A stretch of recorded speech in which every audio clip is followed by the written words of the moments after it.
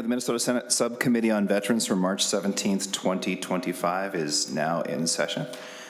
We have a couple great things to hear today. First, we're going to hear a presentation on the experience of Native veterans.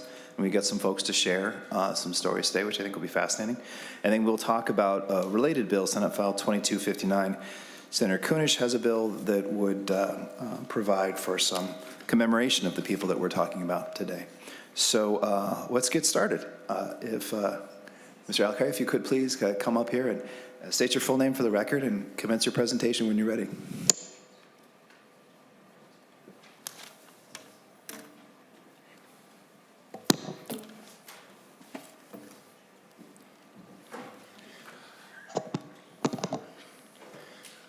Thank you, Chair Putnam and committee members.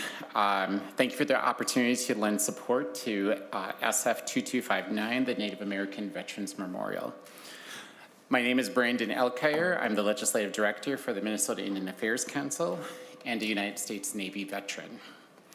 Today I sit before you as a Native American veteran, proud of my heritage and my service to this nation.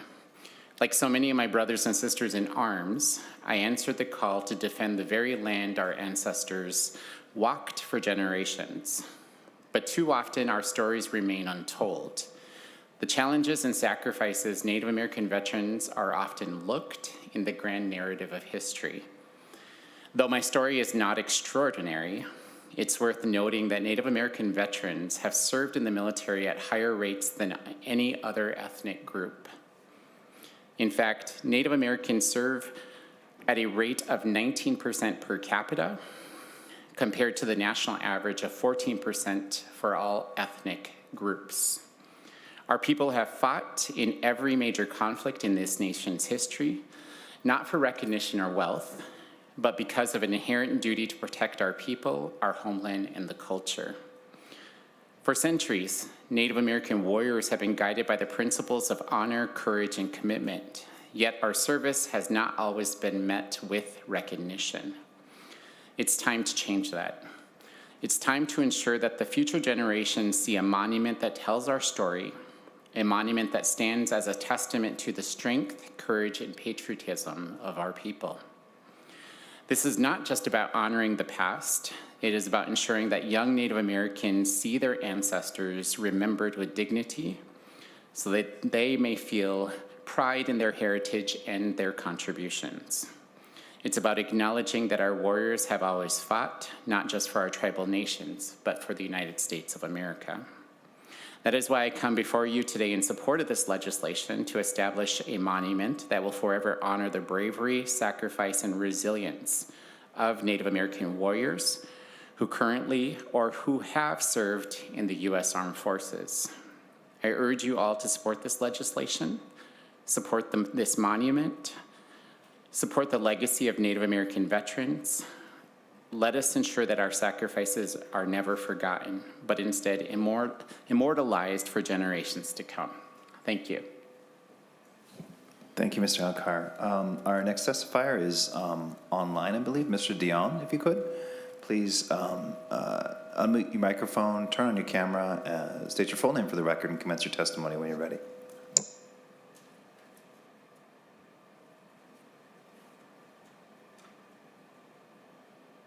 All right, my name's Todd Dion. I'm with the Minnesota Department of Veteran Affairs. I am an Army veteran. I did 20 years in the United States Army active duty. And now I work for the Minnesota Department of Veteran Affairs, Tribal Veteran Service Officer Division, where we reach out to reach every Native American veteran or veteran to make sure they get the benefits that they earned.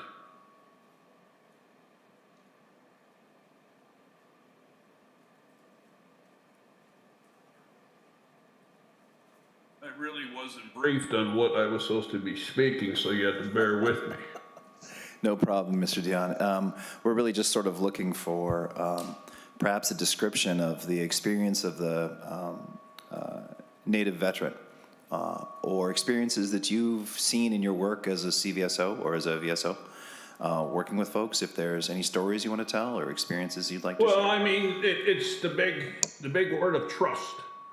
When we started this program, we were the first state in the nation to do this. And of course, you just can't show up and expect to talk to everybody. They have to trust you. And we have several incidents of very successful stories. One for one, personally, I had an individual that was 17 when he was in Vietnam. And he had some really long, hard stuff going on. And he had some issues. Back then, they didn't know what PTSD was. We got him into treatment. We got him sober. We got him into the VA for counseling. And now he is a pillar in society because now he has, before he was ashamed of what he did, but now he understands what happened. And so now he is in the community doing what he should be doing instead of, being an alcoholic. I mean, there's several cases like that. There's several cases for each issue is different. But the thing is that we have to find them and see what they need, because a lot of them want help and a majority of them don't want help.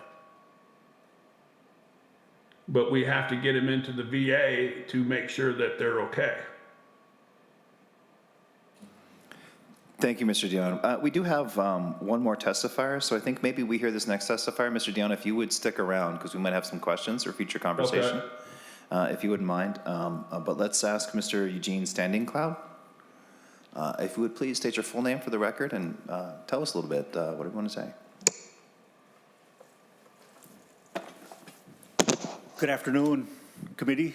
My name is Eugene Standing Cloud. I'm a veteran of the United States Marine Corps, and I was here all day for the Sovereignty Day, and I was asked to come here and talk. I didn't know what a pleasant surprise it would be to stick around and have this conversation with everybody here. Thank you for that. I'll never forgive you for that. But yes, tribes hold veterans in the highest of regard. We are looked at as warriors, Ogichida, as it's said in my language, warrior. And when we talk about veterans at home, we hold that in, like I said, the highest respect. And we're thanked every day. When they pray about us, they pray about the veterans, not just tribal veterans, but all veterans. And when you talk about PTSD, and you talk about all these things that per capita, how much we served, and the pride that's involved in that, absolutely, I think that's worthy of some sort of recognition, some sort of monument that indicates that absolutely, thank you for your service, thank you for, making that sacrifice. Some of those are the ultimate sacrifice. Some of them are the sacrifices of being away from their homeland, their homes, and serving overseas. I've certainly been there, and my time in the Marine Corps was during peacetime. I'm not a combat veteran, but it doesn't matter. I've seen the damage that happens when these conflicts arise. Some of these people are my friends to this day, and I know their stories. And if we could find a way to tell that story in a memorial and in a monument to all of our tribal people that have served, and say thank you, and say miigwech for that sacrifice, and having this opportunity to come and be a part of that discussion and part of the reasoning is really a big deal. I thought I definitely want to be in this room and to make my quick statement and to thank you for this consideration. It's something that I grew up in Minneapolis, and something that as a veteran, as I got out, as I grew older, I found myself more and more immersed in veteran needs, veteran issues. I'm the chair of our local veterans group, the 3-Star Warrior Society in Red Lake, and our veterans look to me for answers, look to me for, when they have questions about different things. We weren't being served by a VSO for quite a long time, And if it wasn't for some of the lobbying and advocacy that that I've been doing over the last few years, we finally, a VSO officer made it to Red Lake for the first time in maybe 10 years in January. And knowing our veterans at home, you know, just to tell them thank you is sometimes it's not enough, but for them to see a thank you from our state would go a long way.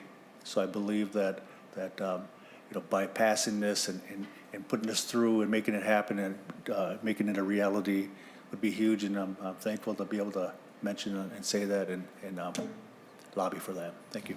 Thank you for being here, Mr. Standicott.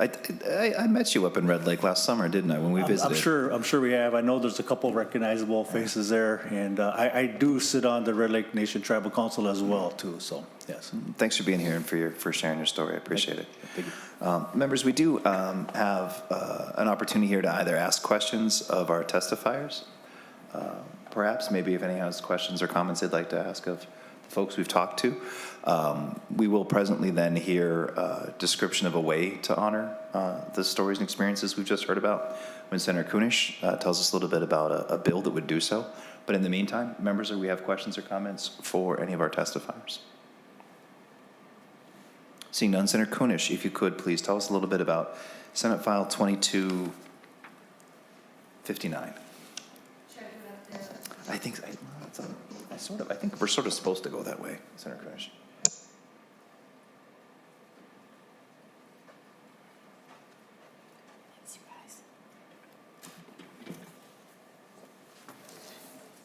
Members, I will just, as before Senator Kunesh introduces the bill, I will let you know that it does have a much more, I think, germane and significant stop.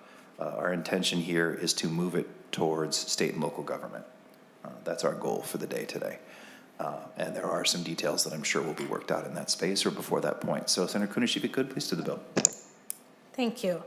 Members, a couple years ago, I was really honored to be invited out to Washington, D.C., where they unveiled a really beautiful monument to our American Indian veterans that's located at the Smithsonian Museum of American Indian. And it was a full day, kind of like today was with Sovereignty Day, where there were members from all different tribes across the United States in full military uniform, hearing their stories, listening to them come together was like one of the most memorable experiences I have had in my life. That evening there was a huge powwow with all these military folks, and it made me so proud. It made me so proud of the indigenous people of this country, but it also made me really proud to have been able to experience it in a way that I have never forgotten. And so today I have a bill for you, Senate File 2259, to create a memorial to our American Indian veterans here in Minnesota as well. Today we hope to pass this bill on in order to honor and recognize the remarkable contributions of Native Americans serving in our military. Their legacy is one of bravery, sacrifice, and resilience, and a testament to the enduring spirit and the commitment to this country. From the very beginnings of our nation, Native Americans have played a crucial role in the defense of the United States. During the American Revolution, many indigenous tribes allied with the colonists, fighting alongside them for independence. Their knowledge of the land and the survival skills were invaluable assets in that quest for freedom. Fast forward to World War I, where approximately 12,000 Native American served in the U.S. Armed Forces. They fought valiantly, often enlisting despite facing discrimination and the loss of their ancestral lands. Their participation challenged the prevailing stereotypes of Native Americans and showcased their loyalty to this nation. In World War II, the contributions of Native Americans reached even higher heights. an estimated 44,000 Native Americans served, with many volunteering despite the injustices they faced at home here in this country. Among them were the famed Navajo code talkers, who created an unbreakable code based on their language, and that played a pivotal role in the Pacific Theater. Their ingenuity and their bravery not only helped secure victories, but also highlighted the importance of the Native cultures and languages in the fabric of our nation. The Korean War and the Vietnam War saw continued participation from American Indians, who served with honor and distinction. Many returned home to find their sacrifices were often overlooked, and yet they remained steadfast in their commitment to service. Today, Native Americans continue to serve with pride in all branches of the military. They represent a diverse and rich heritage, embodying the values of courage, honor, and duty. Their stories remind us that the fight for justice and equality extends beyond the battlefield, as many veterans advocate for the rights and the recognitions of Indigenous peoples. In Minnesota, Native American veterans comprise 1.3% of the veterans' population, and Native Americans have a high record of military service per capita. One of the issues that we see is not only the recognition of this valor and the contribution to our country, but Native American veterans are also often eligible for a wide range of benefits, including disability compensation, pension, education and training, health care, home loans, insurance, veteran readiness and employment, and burial. Despite that, less than 50% of eligible American Indian veterans apply for the benefits that they earn, often stating that they don't feel that they will get the benefits they deserve. So as we reflect on this history today, let's pledge to honor those who serve and recognize the unique relationship between Native Americans and the military. They remind us that our nation is built on the sacrifices of many, and each story deserves to be told and celebrated. And so with that, members, I ask you to support this bill, Senate File 2259. Thank you very much, Senator Kunesh. I apologize for conversing in the beginning of your presentation. We discovered that I made a slight goof in that this bill will need to be passed to the Agriculture Committee, since we are a subcommittee, before it can get to state and local government. But we'll have a chance to talk about that when we do. Members, do we have questions, comments? Senator Anderson. Thank you, Mr. Chair. Senator Kunesh, in your bill, it shows that the Commissioner of Veterans Affairs is supposed to convene this task force, and yet from then on, the Veterans Affairs Committee person is not even involved with the rest of it, because the bill, or I should say whatever comes out of the task force of the materials and the memorial, is basically going to be under the hands of the Commissioner of Administration. Mm-hmm. So I'm just wondering what's the Commissioner of Veterans Affairs going to do, mm-hmm, other than convene a Native? Who picks this? Who's picking the task force? Mm-hmm. It just says convening a task force. It doesn't say someone's picked one. Mm-hmm. Is the Commissioner of Veterans Affairs or the Commissioner of Administration going to pick this task force? Yep. Senator Kunesh. So we chose the Commissioner of Veteran Affairs because of the significance of this project and the fact that it would probably end up being located down on at the Veterans Building. So they're going to convene a Native American Veterans Memorial Advisory Task Force, and under that, under the Commissioner of Veterans, they would help with choosing the artists and the materials and those sort of things.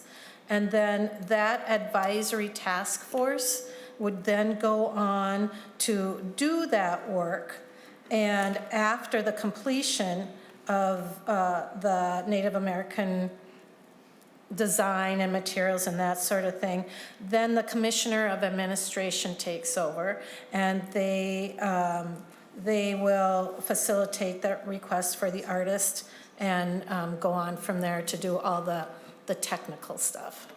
Senator Mr. Chair. Senator Kunesh, who picks this advisory task force? Senator Kunesh.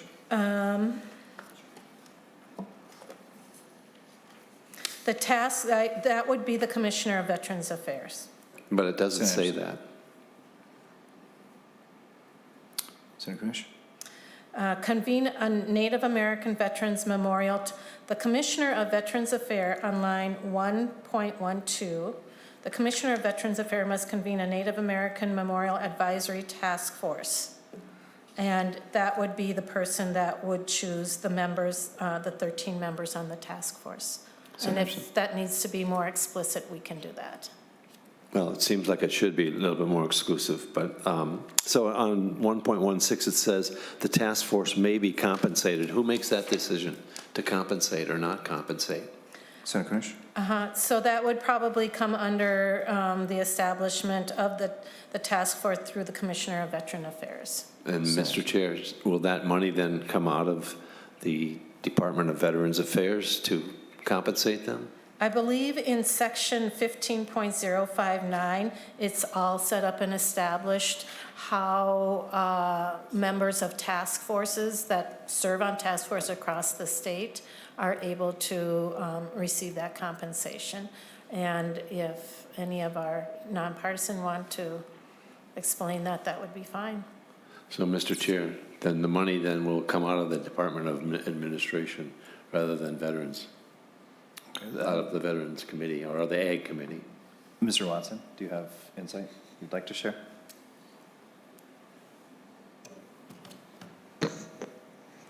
Thank you, Mr. Chair. I don't know that it is clear from 15059 where the money would come from. I think if we wanted it to come from a particular place, or if you wanted it to come from a particular place, we might state that in the statute. We could. Senator Anderson, I think you Mr. raised a Chair, I pretty didn't good point. quite hear that. You're getting feedback into Yeah, it's it. pretty bad, isn't it? Mr. Watson, if you would try again. Thank you, Mr. Chair. I think if you would like to, if the committee would like to decide where the money comes from, we should specify in the act.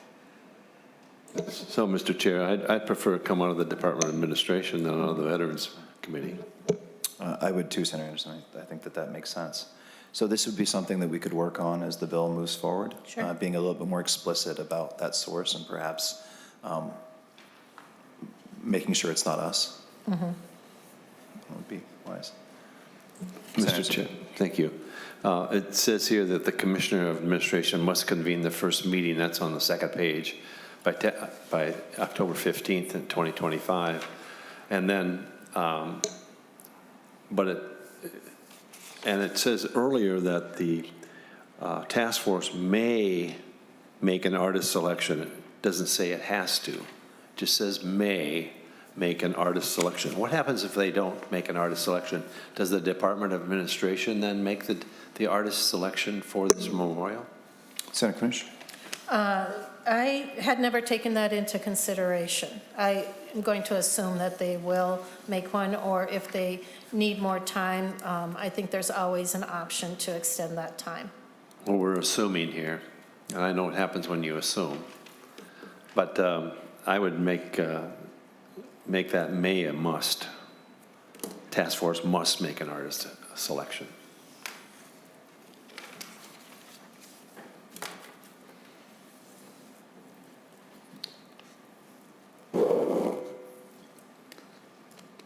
Senator Kunesh, do you have any comment? Nope.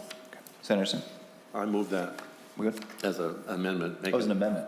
Move it from may to must. So we have an oral amendment? Oral amendment, yes, on line 1.21. Mr. Watson, if you could, please. On page 1, line 21,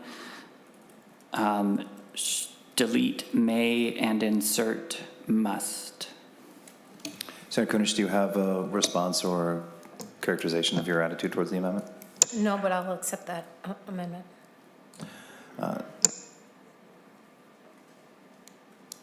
To the oral amendment, would anyone like to hear it one more time? To the oral amendment, all in favor say aye. All right. The amendment is adopted.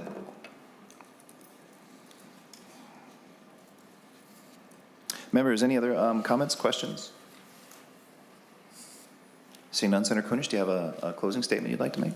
No, I appreciate you taking the time today and doing this on such a significant day. So members, now Senator Seeberger moves that Senate File 2259 as amended be passed and referred to the Committee on Agriculture, Veterans, Broadband, and Rural Development. Any discussion? All in favor say aye. Aye. Opposed? Senate File 2259 as amended has been passed and referred to the Committee on Agriculture, Veterans, Broadband, and Rural Development. Folks, I do want to take just a moment to say thank you to Senator Kunesh and to all of our testifiers today. Technically, we were sort of not supposed to meet today, but I wanted to make sure, as did Senator Kunesh and the other members, that we did take the time to have this discussion, conversation, and honor the folks that deserve honoring. I know that this is just a brief half-hour committee hearing, and in some worlds that doesn't mean a lot, but I hope that it's understood that it means a lot to us and that you mean a lot to us, and that's why we did this today. Members, coming up, we will have another hearing of the Veterans Committee on Wednesday.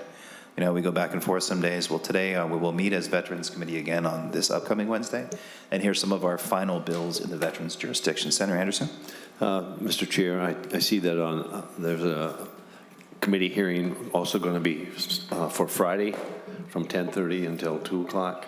I will have a conflict because I sit on Judiciary. They're also having Judiciary Committee at 10:30 to 2:30. So if you don't see me in committee, that's where I'll be at. Senator Anderson, thank you for letting us know which committee is your favorite, and it's not ours. No comment at this point. Well, I do actually take that as a moment of slight pride that someone likes Judiciary more than us, which is, I think, uncommon. So what we're going to be doing on Friday, folks, for members, we do have probably about 10 bills we're hoping to get through on Friday, all agriculture related. So if you're on the Veterans Subcommittee, you don't need to be there, but you're welcome to come hang out if you'd like. But it'll be an ag day this Friday, hopefully an efficient one. Members, any other questions or comments? Seeing none, all the business being done for the day, we are adjourned.